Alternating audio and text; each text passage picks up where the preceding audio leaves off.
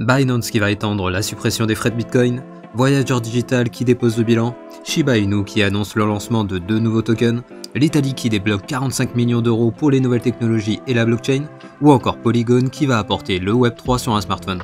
Bienvenue dans ce Daily Crypto où je vais vous résumer ces dernières actualités du monde crypto. Et si vous appréciez ce format, pensez à liker la vidéo et également à vous abonner et activer la cloche pour être informé dès que je sors une nouvelle vidéo, pour ainsi être au courant des dernières actualités du monde crypto et blockchain. Et si vous voulez participer au développement de la chaîne, vous pouvez désormais me soutenir en me laissant un pourboire sur Tipeee, et je précise que même un pourboire d'1€ peut grandement aider à me dégager du temps pour YouTube, pour au final vous offrir un contenu encore plus pertinent et plus professionnel. Et comme d'habitude, je vous rappelle que mon contenu a un but informatif et que je ne suis pas un conseiller financier, et finalement je vous invite à venir me suivre sur mon Twitter que vous trouverez dans la description, et n'hésitez pas à venir me dire ce que vous avez pensé de cet épisode dans les commentaires. Et on commence avec l'état du marché en ce mercredi, avec un marché qui est majoritairement dans le vert, alors que le Bitcoin se maintient au-dessus des 20 000 $ aujourd'hui, et que l'ETF Bitcoin Short, qui a récemment été introduit par ProShare, a vu un niveau record de 51 millions de dollars d'entrée cette semaine. Et les cryptos qui ont surperformé aujourd'hui sont AVAX avec un plus 11% et le CVX avec un plus 13%. Mais passons sans plus attendre aux actualités de ce mercredi 6 juillet 2022. On débute les actualités du mercredi avec Voyager Digital qui est désormais contraint de se déclarer en faillite. Et pour rappel, il y a une semaine, la plateforme de paiement avait déclaré le fonds d'investissement Suaro Capital en défaut de paiement suite à un prêt de 15 250 BTC et 350 millions d'USDC. Et ces derniers jours, elle avait déclaré mettre en suspens les retraits des fonds de leurs clients. Et malgré une ligne de crédit accordée par Alameda Research, une société de Sam Bankman-Fried, la plateforme Voyager Digital a finalement annoncé qu'elle déposait le bilan. Et concrètement, cela veut dire qu'en se déclarant en faillite, l'entreprise se protège d'éventuelles attaques en justice de ses créditeurs, le temps qu'elle réorganise les actifs ainsi que les dettes, et le but pour la société est de pouvoir se restructurer et également de pouvoir se laisser le temps de récupérer les fonds prêtés par Suaro Capital afin de rembourser leurs clients pour au final éventuellement envisager une reprise de leur activité. Mais quand on sait que Suaro Capital a également déposé le bilan il y a quelques jours, la partie est loin d'être gagnée d'avance.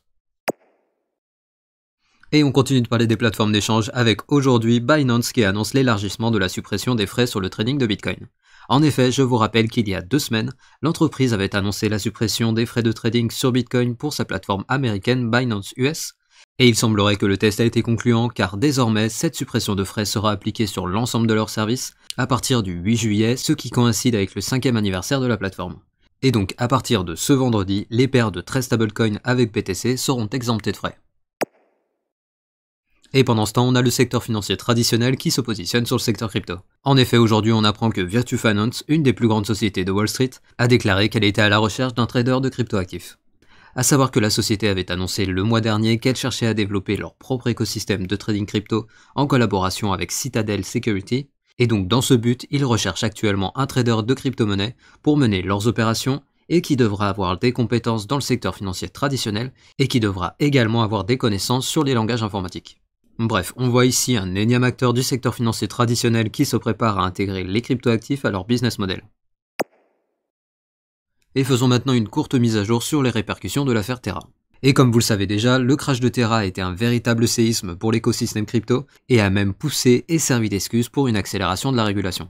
Et aujourd'hui, d'après un rapport de la ministre de la Justice de la Corée du Sud, elle se serait entretenue avec des responsables du parquet américain pour discuter d'une coopération entre les institutions des 2 pays sur les enquêtes concernant les délits financiers et en particulier ceux qui sont liés au secteur des crypto-monnaies avec en toile de fond le récent crash de Terra. Bref, le crash de Terra a poussé les régulateurs à devenir très méfiants envers les plateformes crypto et il semblerait que désormais les États-Unis et la Corée du Sud vont travailler en étroite collaboration pour éviter que l'affaire de Terra ne se reproduise à l'avenir.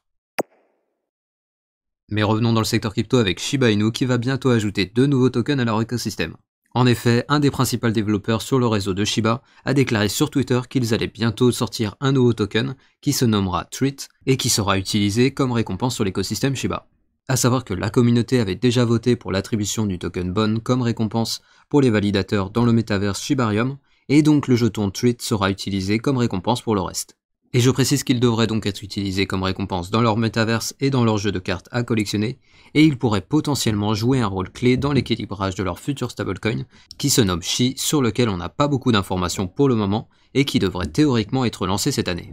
Et durant cette même journée, on a également eu la plus grande transaction de l'histoire de Shiba Inu, avec une baleine qui a acheté l'équivalent de 210 millions de dollars en Shiba, exposant ainsi 21% de son portefeuille à cette crypto qui fait pourtant débat. Et donc malgré les critiques et leur image de shitcoin, on voit qu'il y a un projet en construction sur Shiba Inu, mais attention, je précise que pour le moment, le projet est à l'état d'embryon et un investissement sur ce projet reste très risqué.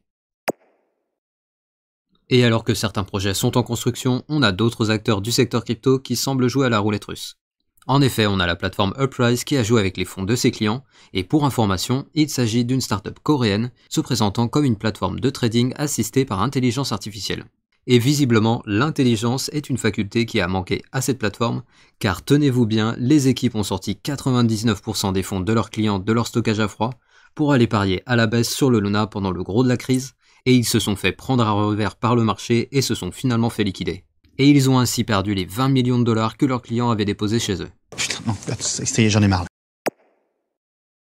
Et pendant ce temps en Italie, le gouvernement a annoncé un fonds de 45 millions d'euros pour le développement des nouvelles technologies.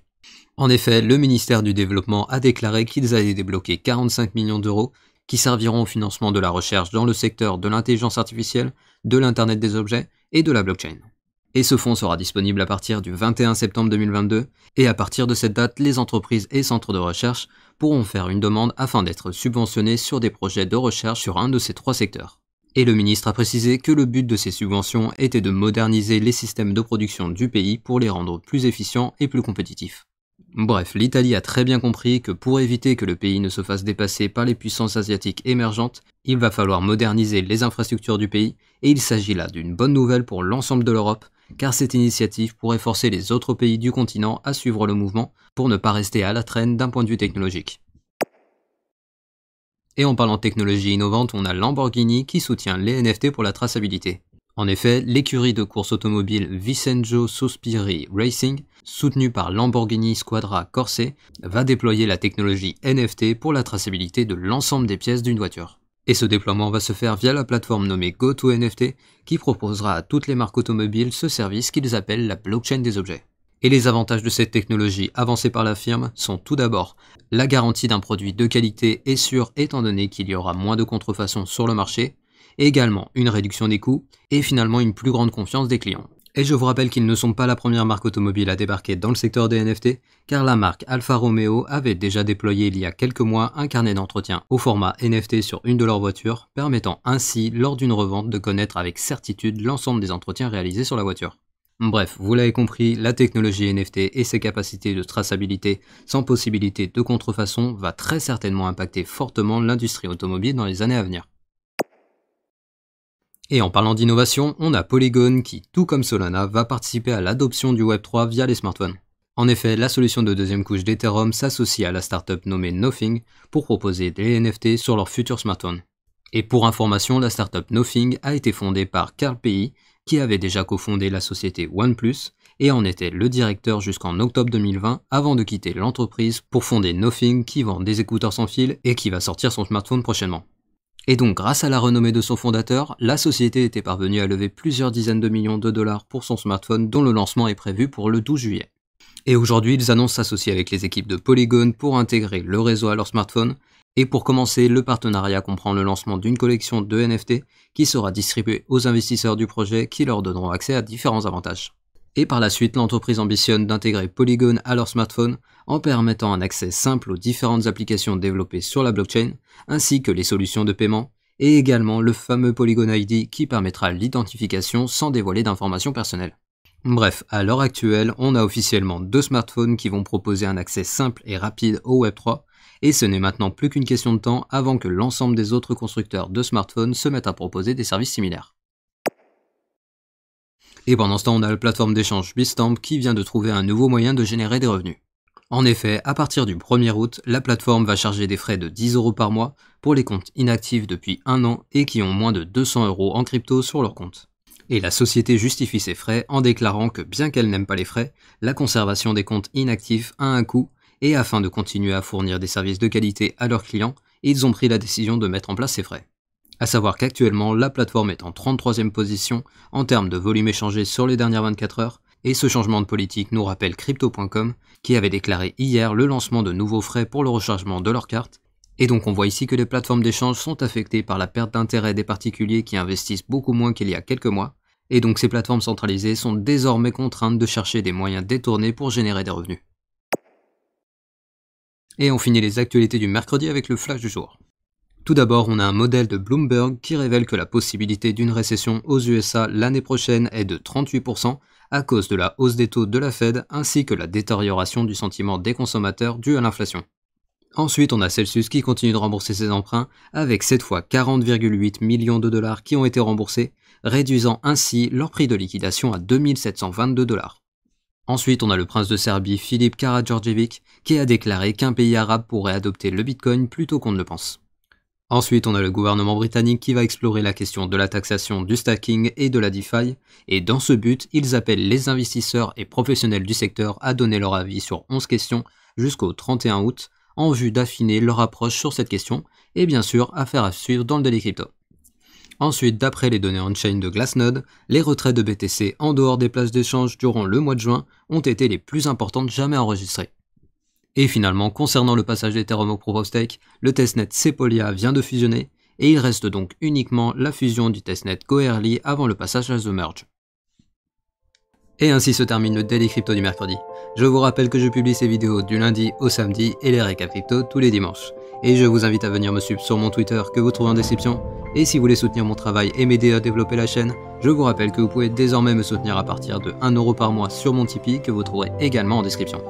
Et comme d'habitude, pensez au like pour le référencement de la vidéo et à l'abonnement ainsi que l'activation de la cloche pour être notifié dès que je sors une nouvelle vidéo. Et je vous dis à demain pour un nouveau Daily Crypto.